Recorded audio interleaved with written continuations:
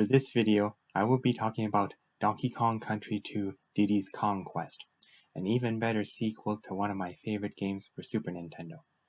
The premise of Donkey Kong Country 2 is that the Kong's arch-nemesis King K. Rool returns using a pirate captain alter ego Captain K. Rool, and he and his Kremling crew capture Donkey Kong.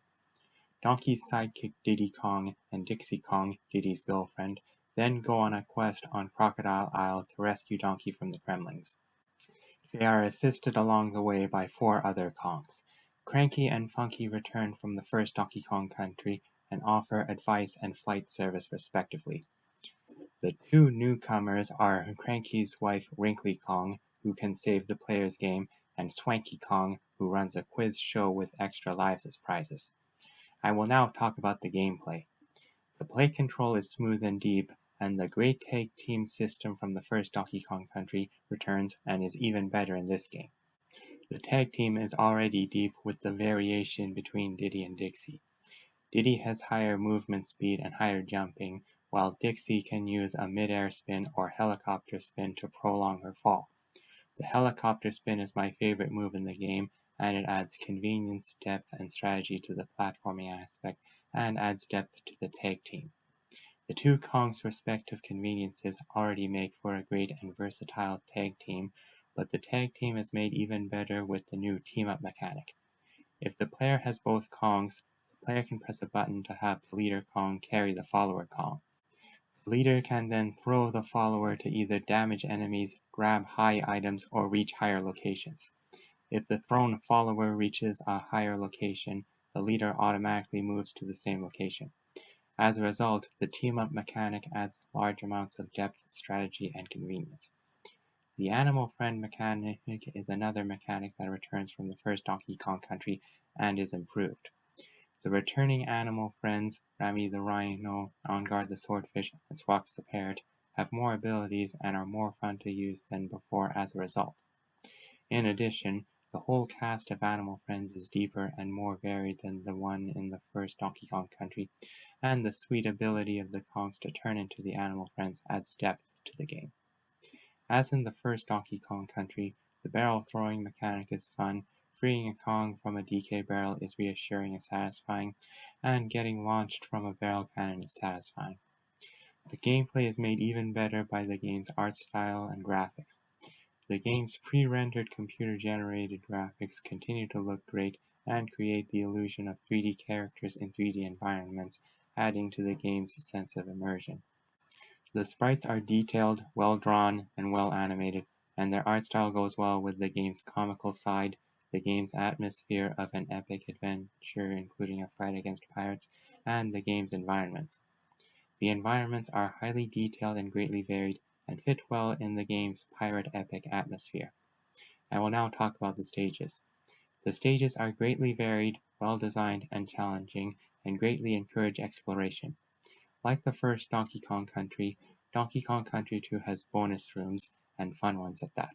However, in Donkey Kong Country 2, the bonus rooms have more reason for players to enter them and add more depth as a result. The Krem coins, or coins won in the bonus games, can be used to gain access to stages which take place in the game's optional world, the Lost World. These stages are a lot of fun and add greatly to the rewarding aspect of entering and winning bonus rooms. The DK coins, which are large coins hidden in the stages, also make exploring stages rewarding. The stages have excellent songs, which fit the game's atmosphere and go well with their respective environments.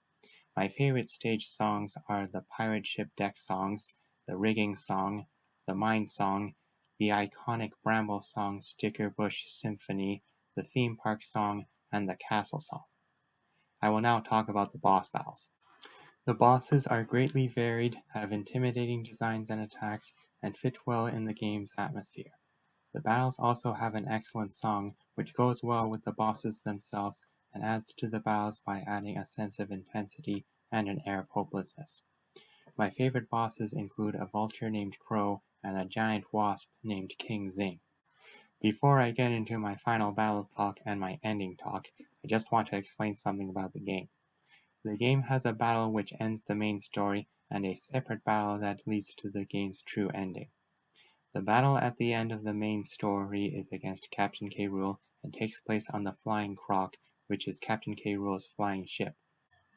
This battle is my favorite battle in the game because of Captain K. Rool's design, his sprites, his blunderbuss, the variety of his attacks, and the excellent song Crocodile Cacophony. The song creates the sense of the final battle of a pirate epic, goes well with the Flying Croc and with Captain K. Rool's attacks, and adds intensity and excitement to the battle. The battle ends in a satisfying way with Donkey Kong breaking free of the rope binding him and then using an uppercut to launch Captain K. Rool out of the Flying Croc. The subsequent sequence of Captain K. Rool falling into the water is funny. The true final battle is also against Captain K. Rool and takes place in the Lost World in a temple called Crocodile Core. This battle starts off in a funny way with Captain K. Rool wet and covered in seaweed. It is also funny to see Captain K. Rool shaking the water and seaweed off and shooting fish out of his blunderbuss. The battle itself is fun and makes great use of Crocodile Cacophony.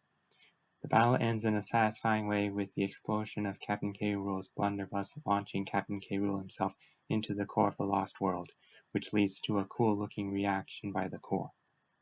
I will now talk about the endings. The ending of the main story begins with a heartwarming message from Cranky and an amusing Video Game Hero Awards segment with dialogue dependent on how many DK coins the player has found.